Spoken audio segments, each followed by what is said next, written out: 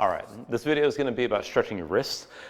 This is one of the main things I recommend as prep. If you're new to hand balancing, if you're new to practicing handstands, or even just taking a lot of weight in your hands. These are the same sort of stretches that you do to avoid carpal tunnel. And what you're doing is you're trying to build up as much strength within the mobility of the wrist as you can. So you're bringing your wrist, your hand past the usual range of motion, pretty far past, engaging tension in that position. And this is what helps strengthen your wrists over time. If you're not used to taking a lot of weight in your hands, it's going to feel like a lot at first. You're going to feel twinges, your wrists are going to start to ache, and you got to find a way to release them. So there's a lot of stretches you can come in and out of. You can do these repeatedly during the day, and I recommend doing these every day to start out. And just find tension in your hands. This doesn't have to be any sort of extreme thing, but again, you're just finding that movement, that position past your usual range of motion to really work to strengthen the hands. It makes a big difference over time, but you got to be consistent about this sort of thing. So there's three main stretches that I recommend to people. None of these are magic, but it's a good place to start. And if you get on Google or YouTube, you can find plenty of other wrist stretches, and you may find the perfect one for you. But this is to start out. So initially from this position, I'm going to bring myself into all fours. Now my wrists underneath the shoulders, my knees underneath my hips, and with my hands forward like this, I'm going to keep the palms facing down, but then rotate the hands. Fingertips toward the side of the mat, and then I'm rotating my fingertips all the way into my knees. See about rotating your fingers as far back as you can. It doesn't have to be perfect. Set your hands down flat, spread your fingers wide, grip the floor. Now keep your hands active here, so you're holding onto the floor, don't let go. Press your spine up toward the ceiling, stay active through the shoulders as well. And this is going to be more effective overall, and it's good to just hold this general tension, but rather than just get lazy and just kind of hanging your chest down, hanging your belly down. So keep pressing in, hold that tension, breathe into it. Now this is going to bring the stretch through the wrists and through the undersides of the forearms. Keep that grip, and you really want to feel this, and it's a good release for your forearms, keep in mind. And if this feels like too much sensation, or if it feels painful at all, you can always back off by bringing the hands closer to the knees. You can bring them a little bit, or you can bring them right in front of the kneecaps.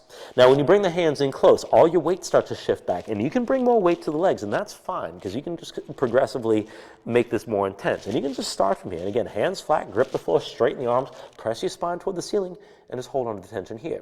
Maybe lean forward if you want to take it a little bit further. And then after you've done this over time, you can always walk the hands further forward, take a little bit deeper stretch, and then maybe finally come into that all fours position, and maybe even take it into some movement. So there's a lot you can play around with here, but just find the position that starts and work it from there.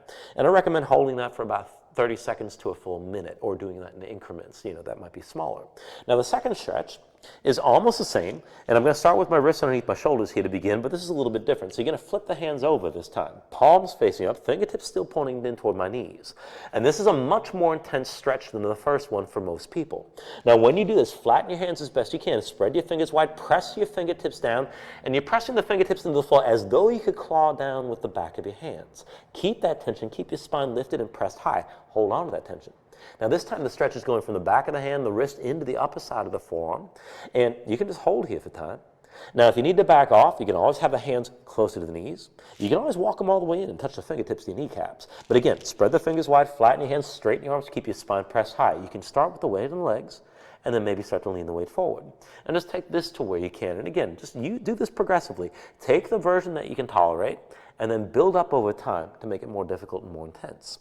Now the third stretch I recommend from here is, again, I'm starting with my wrists underneath my shoulders, my knees underneath my hips. This time my hands are going to be fists. 4 fingers in your palms, thumbs outside. Press the fists into the floor like you're punching straight down, and keep the fists curled, so keep the fingers curled in. And then, without releasing the fists, I'm going to basically hinge from my right wrist, come to the back of the right hand. You can always bend the elbow, but keep the fist clenched, and then come up onto the knuckles. Do the same on the other side, and just take it back and forth. Now, when you do this initially, you're going to feel that stretch into the back of the hand, the wrist, the upper side of the forearm. You can take it nice and slow. Don't just jam into this. You don't want to go super fast. Control the bend of the wrist and really feel out that stretch as you move here. Now, to make this less intense, you take a deeper bend in the elbows, but still with your fist clenched. And to make it more intense, keep the arms straighter and resist the bend of the elbows. And just take this to where you can. And again, just like with the other stretches, you can back off by bringing the hands closer to the knees and take more weight to your legs. And maybe go lighter with the pressure on the hands, but it's still the same sort of movement, and you're still keeping the fingers curled in. And you can always bring the hands right in front of these. Just take it to where you need to.